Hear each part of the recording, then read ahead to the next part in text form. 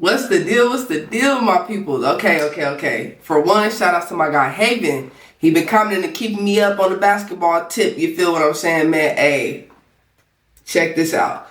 The first Pete Maravich video, I've been seeing a lot of y'all little comments and y'all mad talking about it wasn't a good video and da. Hey, that's what I can find. Because when you look up Pete, man, Pistol Pete, a bunch of fucking like it looked like a bunch of old ass videos. So when y'all comment down below certain basketball videos and certain videos y'all want to see from specific people, comment the link down below. I'm gonna click right on the link and we're gonna get straight into it. This one's from Nonstop. He commented the link. How good was Pistol Pete? How good was he actually, man? Cause that first video, yeah, his All-Star highlights from 19 something, and then I got a comment down below on that video. Y'all basically said that was his first All-Star game, but that wasn't his rookie year. So, cause the way he was playing, that shit looked crazy. So, yeah, I'm excited to see some more. I know about Pistol Pete, you feel me? I'm not, but let me get some history. So, let's full screen this thing. Shout out to you for the video comment. And, yeah, let's get straight into it. Let's do it. Pete Maravich, better known as Pistol Pete, was one of the best NBA players of the 70s, a dribbling magician, outstanding shooter, and arguably the greatest NCAA player ever. Pete was playing a brand of basketball 40 years ahead of his time, and Somebody players today can't even do some of the stuff the Pistol did in the 70s. Here's the career retrospective of Pete Maravich and how his showmanship influenced future NBA stars, who stole a lot of their moves from the Pistol. Early life and the I ain't gonna cap that little shit he doing in the paint. I done seen Magic hit a little. I done seen Bird hit a little something too. Out of their moves from the Pistol. I see that. Let me see though. Early life and the origin of the Pistol. Pete Maravich was born in 1947, and basketball was in his blood. His father, Press, was a professional player for 2 years in the NBL and BAA, two leagues that merged and became the NBA in 1949. Press then started coaching, and because of his job, the Maravich family had to move a lot. The only constant for Press and his son Pete was basketball, which was a dish served for breakfast, lunch, and dinner. While Pete was only an infant, he already started dribbling, and by the age of 7, he started playing organized basketball. When Press Maravich coached at Clemson University, he would always bring Pete to practices and games, and the two would always talk about basketball in some shape or form. Pete would dribble the basketball on his way to school, while he rode on a bike, and even slept with the ball. At the age of 12, he was practicing up to 10 hours a day. His father taught him the fundamentals, but Pete loved basketball so much that he started improvising, and countless hours in the gym all alone gave birth to some of the most spectacular moves the NBA has ever seen. But more on that later. As a freshman, Pete started playing for Daniels High School in Clemson at the age of 14, but he barely played on a team filled with seniors. And even when Pete would come into the game, the older guys avoided passing him the ball. The crowd also laughed when they saw the small, skinny 14-year-old on the floor, which pissed the hell out of Pete. However, one single shot changed everything. Pete's team was down by 1 in the last seconds. Because he hardly ever had the ball, the opponents never guarded Maravich, so the Daniels coach decided to pass the ball to Pete. He got the open shot and made the game winner, and it was then that he received the nickname Pistol Pete. It was given to him by a reporter who noticed that when Pete shot towards the basket, it looked like he was pulling out a gun. The nickname remains, and the legend of the Pistol Pete was born. Man, I thought the name from behind, It looked like he was pulling out a gun. The nickname remains, and the legend of the Pistol Pete was born. NCAA GOAT. After graduating from high school, Pete and his father decided that Pete should go to prep school for another year. Pete was 6'3" at the time, but he weighed just over 130 pounds and could not withstand physical duels at the college level. So, he spent a year at the Edwards Military Academy, where he grew to 6'5" and bulked up to a respectable 160 pounds, which improved his game tremendously. At the same time, his father Press got the head coaching job at Louisiana State, which was known for football, but had a minuscule basketball program. Press asked Pete to attend LSU and join him, which Pete bluntly rejected because he wanted to play for a renowned basketball college. However, after Press threatened to kick him out of the house, Press decided to join his father at LSU. Under his father's tutelage, Pete became a superstar and would set records that will likely never get broken. In his freshman year, he averaged 43.6 points per game, but because of the rules in the 70s, freshmen were not allowed to play on the varsity team. The crowd at LSU would often watch the freshman games and then leave once Pete's game was done, and wasn't even interested in watching the varsity team. Pete led the freshmen to a 17-1 record that season. Wait, am I tripping? LSU in college, so back in the 70s, they had freshman varsity in the main team? Because am I tripping? We don't have that now. Oh God, bitch, you on the team or you not on the team? It ain't no freshman teams in fucking college. Damn, that's crazy. They was still running in like high school.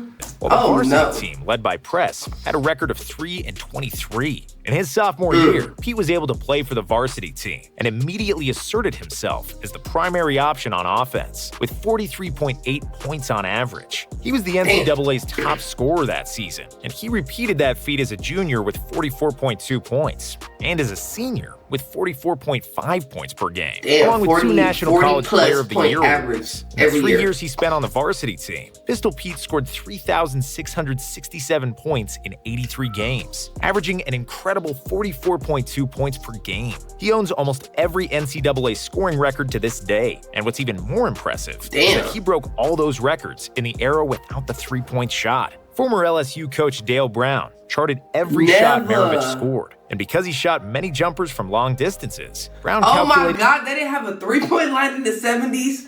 Well, I guess if he in college, probably the 60s, a little bit. What the fuck? Damn, so they was counting that for ones and twos, and he definitely busting threes in that bitch.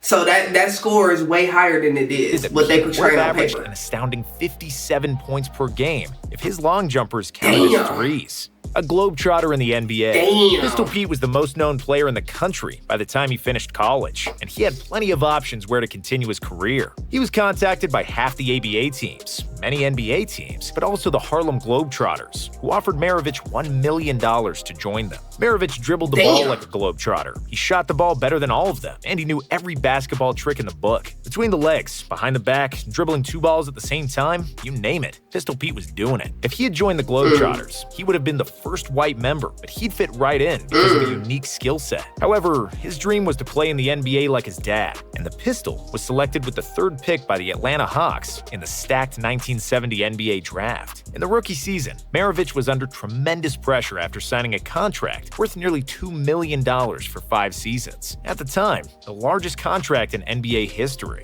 However, he immediately proved that he is one of the best players in the world and that his big contract is justified. Maravich averaged 23.2 points and 4.4 assists per game as a rookie, which was the 8th best scoring output that season. The second season was supposed to confirm Pistol's superstar status, but he contracted mononucleosis, which caused him to lose 20 pounds. As a result, Pete missed 16 games, and the illness slowed him down to 19.3 points per game. But Pistol Pete would bounce back in his 3rd season, averaging 26 points and 7 assists per game, making his first All-Star team. In his 4th and final season with the Hawks, Pete was the 2nd best scorer in the league, with 27.7 points per game. But the Hawks played miserably and didn't even make the playoffs after 3 straight first-round playoff exits. We got the Jazz.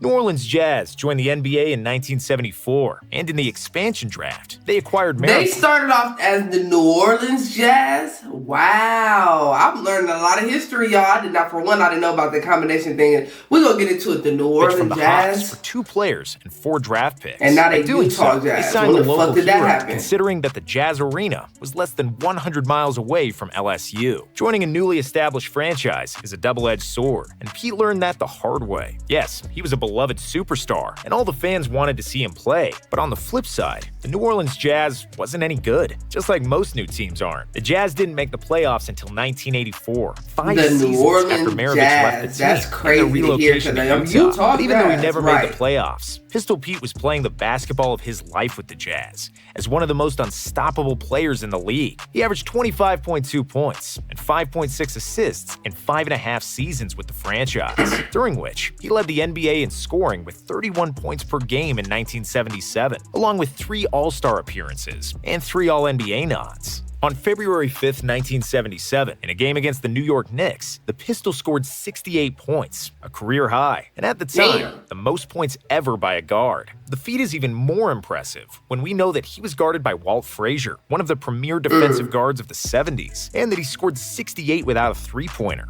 In 1978, Maravich played the best all-around season of his career, averaging 27 points, 6.7 assists, and a career-high 2 steals per game. He would have probably led the league in scoring once again, and likely even pushed the Jazz to the playoffs, but he unfortunately injured his knee halfway through the season and was forced to miss the final 32 games of the season. Before he got hurt, the Jazz had a winning record due to a 10-game win streak. After Maravich went down, they lost 8 in a row, and their playoff hopes were shot dead. Unfortunately for Maravich and the Jazz fans, knee injuries plagued Pete for the rest of his career, as he only played 2 more years in the NBA. After the Jazz moved to Salt Lake City in 1979, they traded Maravich mid-season to the Celtics, where he teamed up with rookie Larry Bird. It was the first NBA season with a 3-point line, and Maravich immediately proved what kind of a shooter he was. The Pistol shot 67% for 3 in his final year, with bad knees that severely hampered his movement. Legacy.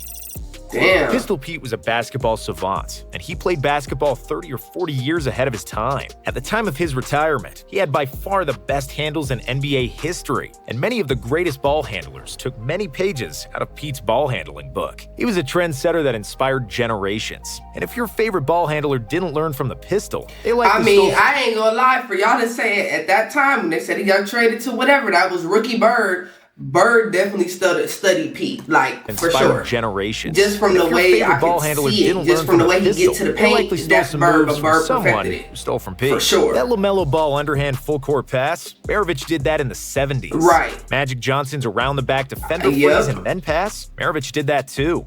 Hook shot like Kareem, turnaround jumper like MJ, or readjusting his jump shot mid-air like Larry Bird. It was all routinely done by the Pistol. When he played the game, the NBA was dominated by centers like Wilt Chamberlain and Kareem, and guards like him were unicorns. Other than Jerry West, nobody else attempted that many jump shots, let alone made them with great accuracy. With an unbelievable floater and layup game, finishing with both hands, killer handles, and the ability to both score and pass, Pistol Pete is most often compared to Steve Nash, a guy who came to the NBA 16 years after Maravich retired. If he played in a 3-point era, he would likely average around 30 points per game, and if he played in a better team, he could have easily been an MVP multiple times and won a few championships. However, Pete didn't have the best of luck in his career and life. In one interview in 1974, Pete said, "I don't want to play in the NBA for 10 years and then die of a heart attack at 40, but unfortunately, that's precisely what happened." His NBA career was cut short after 10 years due to knee injuries, and in 9 of 10 seasons, his teams had a losing record. And then in 1988, almost like he predicted it, he died of a heart attack at the age of 40 when he was playing pickup basketball. An autopsy revealed the cause of death to be a rare heart defect. He had been born with a missing left coronary artery. He lived for basketball, was a gym rat all his life, and ultimately died on the court. His last words were, "I feel great." What? That was fucking crazy. I'm not gonna lie to y'all. What the fuck? Okay, for one, let's start with that.